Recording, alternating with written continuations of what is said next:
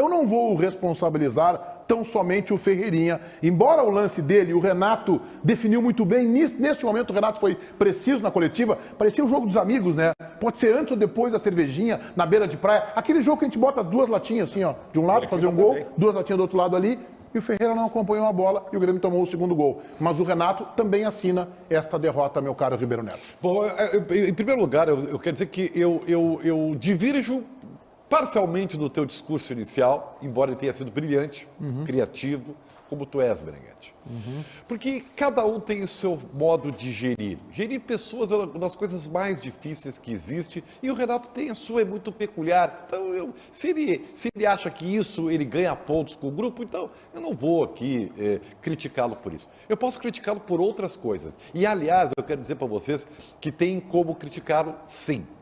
E ontem, nós vamos reproduzir daqui a pouco as palavras do Renato, eu acho que ele foi verdadeiro 50%. Ele foi justo 50%. Ele foi realista e não passou pano 50%. Porque sim, né? O Grêmio de novo perdeu gols, né? Só o Ferreirinha perdeu 2 gols no início do segundo tempo, que era para matar o jogo depois de estar 1-0. E aí a bola pune, como ele disse, né? O gol que o Grêmio tomou, assim, ó, parecia, eu acho que na Várzea, Meneghetti, tu que jogou com, como é que é o teu time lá? O Assunção Futebol Clube. Se acontece com alguém do teu time aquele lance, o cara não vai para casa, né? O cara sai antes de terminar o jogo para se preservar. Porque assim, ó, foi uma piada o que aconteceu, o gol que o Grêmio tomou. Mas ainda assim, e aí que eu quero dizer, por mais que algumas individualidades, cara, caem de produção, o Cristaldo fez um golaço. Beleza, né? Ele nem entrou no primeiro tempo. Apareceu no segundo para fazer o gol e depois sumiu. O Carbajo continua devendo. O Bitelo continua devendo. O Ferreirinha é uma bola só para ele. Que nem jogar o Interclasse, né? Joga sozinho. Mas eu quero dizer que o Renato, na hora de, e foi questionado, colocar os seus 50%, Meneghetti, se omitiu. Não foi. Porque, de novo, tá? O Renato mudou o time na hora errada e mudou mal. E o time que naquele momento estava dominando o jogo, cedeu o terreno. Daniel, acha que o Renato foi cobrado ontem na coletiva? Ele chegou ao ponto dele se fazer uma pergunta. Não foi questionado. Tu viu que ele até se fez uma pergunta. A entrevista, o Ribeiro, me desculpa, eu vou cometer a irresponsabilidade aqui de criticar o Renato. Né? Mas ao mesmo tempo que eu critico o Renato, eu vou defender. O Renato é meio louco isso, né? E vou sugerir ao Igor Póvoa que permita ao técnico Renato fazer uma pergunta a ele mesmo na coletiva. Porque a melhor pergunta da coletiva ontem foi feita pelo Renato, sobre a expulsão dele. Né? É um festival de papai e mamãe, a idolatria fala mais alto, eu não sei se é medo de perguntar ao Renato, me chama a atenção. E o Renato quer falar. O Renato fez uma coletiva no jogo contra o Vasco, falando 3 vezes que tinha de 2 a 3 jogadores que não estavam jogando bem. Ninguém perguntou quem eram os jogadores. O Renato ontem falou de novo sobre o grupo e poderia falar sobre o trabalho dele e ninguém perguntou. Está errado o Renato que não assumiu a responsabilidade dele? Não, ele não foi perguntado. Se ele fosse perguntado, eu tenho certeza que ele diria. Agora, esse é o ponto que me chama a atenção. E se não tiver cobrança, meu amigo, vai ser isso aí sempre.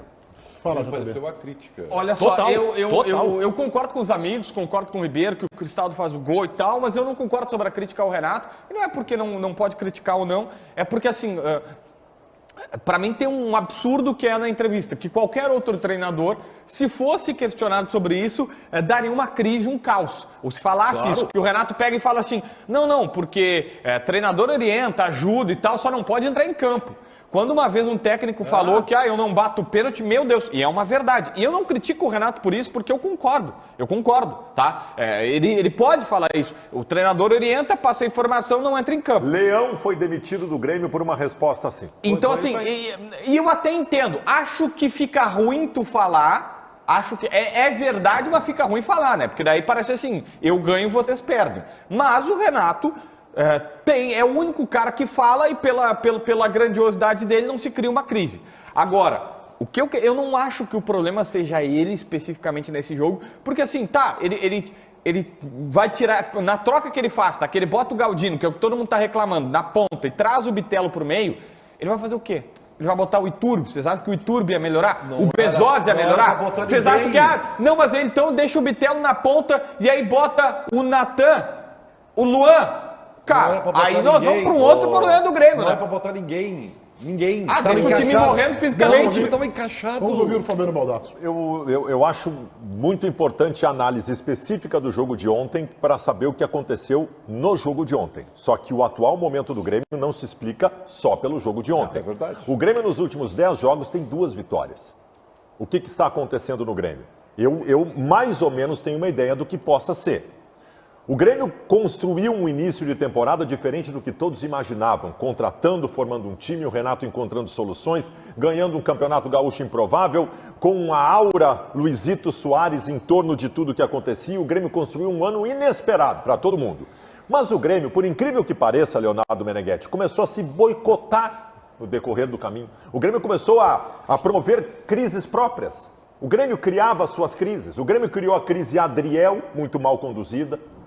O Grêmio criou uma crise do vice de futebol, brigando com a imprensa, brigando uma briga que ele inventou na cabeça dele e começou a criar uma instabilidade imensa e acabou sendo retirado do cargo.